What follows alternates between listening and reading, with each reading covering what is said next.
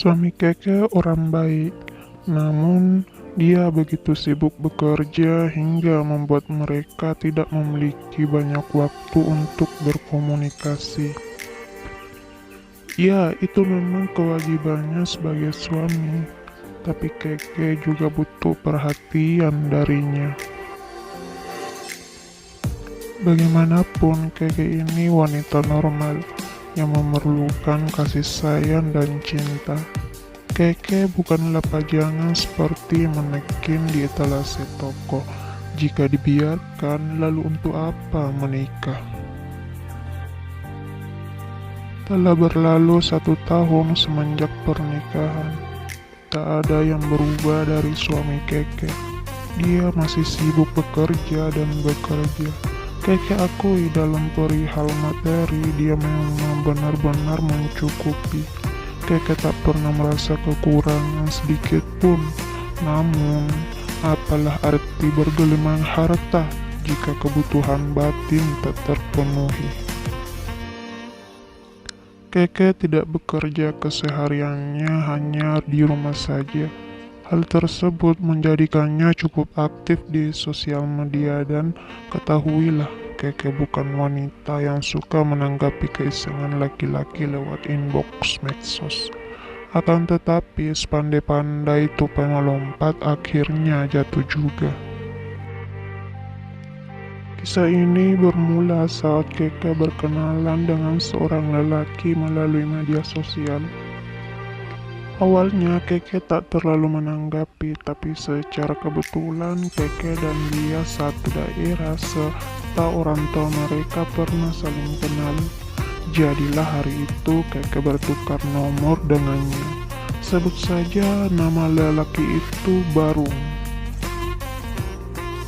Komunikasi akhirnya terjalin. Perkenalan dengan Barung seolah menjadi kesibukan baru bagi Keke. Obrolan semakin intens. Suami Keke tak pernah memberi perhatian lebih, apalagi berniat memeriksa isi chat handphonenya. Sungguh sudah Keke katakan dia begitu sibuk bekerja. Mungkin dia sudah lupa pada istrinya, anggap saja begitu. Barung begitu perhatian dan selalu ada saat Keke membutuhkannya. Dia senantiasa menanyakan kabar dan keadaan Keke, sesuatu yang tak Keke dapatkan dari suaminya.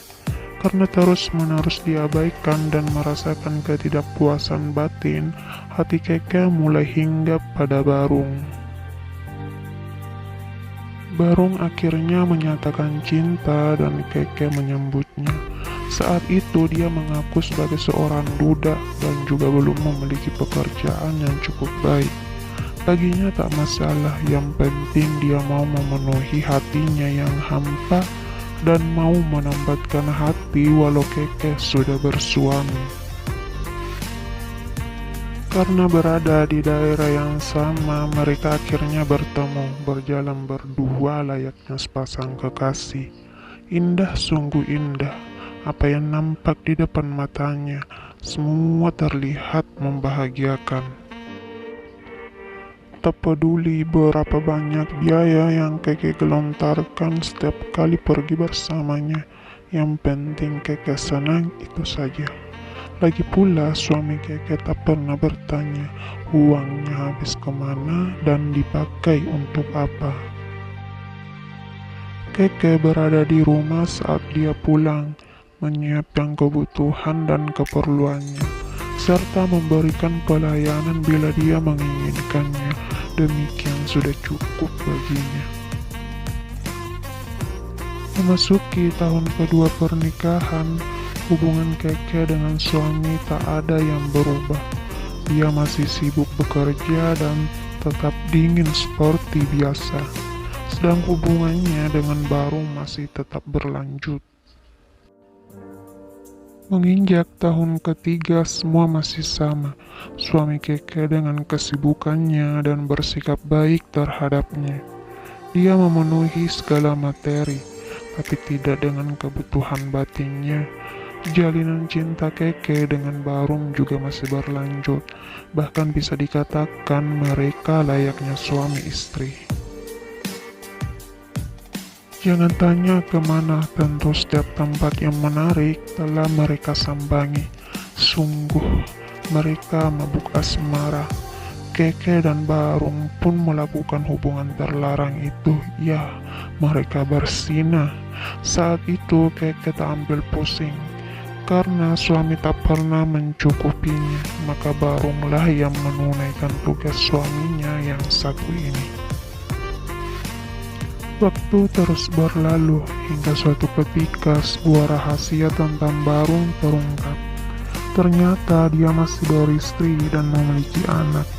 Rasanya Keke tak percaya, namun sekuat apapun Keke menolak, itu memang sebuah kenyataan. Tentu Keke sakit hati dan kecewa dengan Barung. Anehnya Keke tetap ingin bersamanya dan masih bersedia menjalin hubungan dengannya. Dia bahkan meyakinkan Keke bahwa istrinya tak pernah mempermasalahkan perselingkuhannya dengannya. Seolah ini menjadi angin segar, tapi itu juga keanehan baginya. Karena penasaran, Keke katakan pada Barung bahwa dia ingin bertemu dengan istrinya. Barung pun menyanggupi. Maka mereka membuat rencana. Kebetulan saat itu musim batu akik. Keke meminta pada suaminya untuk mengantar ke rumah Barung dengan dalih mencari batu akik. Dia rela meninggalkan kesibukan bekerja karena Keke sedikit memaksa. Dan dia tak pernah tahu bahwa itu rumah selingkuhan Keke. Ternyata memang benar apa yang Barung katakan, bahwa istrinya tak terlalu peduli dengan perselingkuhannya. Keke terus menjalin hubungan dengan Barung, berbuat maksiat dan dosa tanpa henti. Keke benar-benar lupa daratan. Tak terasa, sudah 4 tahun berlalu. Keke terus berasik masuk tanpa ketahuan. Tapi menginjak tahun kelima pernikahan, entah apa yang terjadi pada suaminya. Dia mulai pelan namun pasti sikap dinginnya mencair. Dia mulai perhatian berkasih sayang pada Keke, memenuhi kebutuhan materi dan batinnya. Saat itulah Keke tersadar bahwa Keke telah mengkhianatinya. 4 tahun, ya, 4 tahun Keke mengkhianatinya. Karena semua kebutuhannya tercukupi, Keke mulai menjauhi Barung, bahkan tak bertemu lagi dengannya. Beberapa kali dia mencoba menghubunginya, tapi Keke membalas dengan kata-kata kasar. Keke benar-benar memutuskan komunikasi dengannya dan bersungguh-sungguh meninggalkannya. Belakangan Keke baru tahu, Barung dan istrinya memang bekerja sama. Barung diizinkan untuk berselingkuh asal bisa mendapat uang dari selingkuhannya. Itu terbukti saat Keke menelusuri jejak kehidupan Barung. Keke ingin berkata jujur pada suaminya tentang semua yang ia sembunyikan di belakangnya, tentang perselingkuhannya, tapi Keke sama sekali tak memiliki kekuatan melakukannya. Sekarang sudah 12 tahun berlalu dan Keke masih tak sanggup mengungkapkannya. Lidahnya benar-benar keluh. Keke benar-benar merasa berdosa karena telah melakukan hubungan suami istri dengan lelaki lain dan sangat menyesalinya. Namun ia juga tak memiliki keberanian untuk berterus terang. Keke bingung